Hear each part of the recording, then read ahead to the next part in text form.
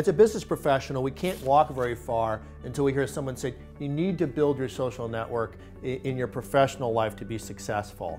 And I believe that's true, and a lot of people allocate time to that. But I thought it'd be worth giving a few examples so that when you're asking yourself, is this time well spent?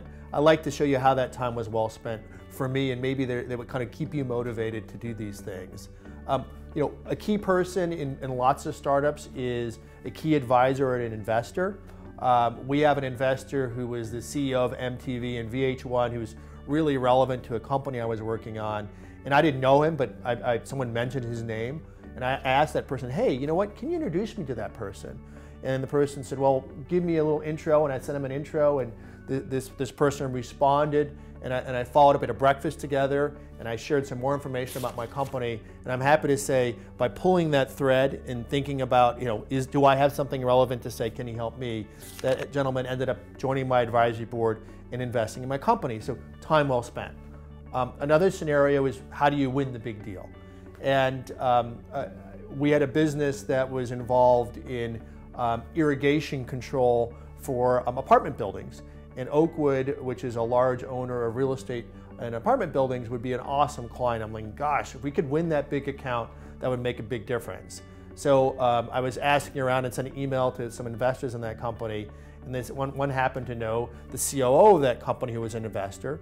And once again, we had an interaction. He introduced me.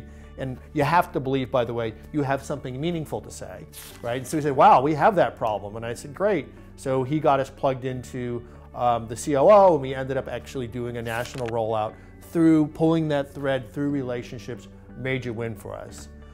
The third category I'd like to point to is finding talent. And especially in the tech world, getting high quality talents become quite challenging. So first of all, finding relevant people and then getting, reeling them in. And one of our portfolio companies, we needed a new CEO. I was asking around, we couldn't find anybody.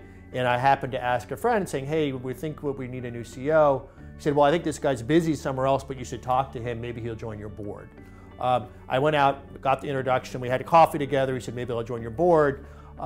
Needless to say, 3 months later, after talking more about our business, that gentleman became the CEO of our company and is doing an amazing job.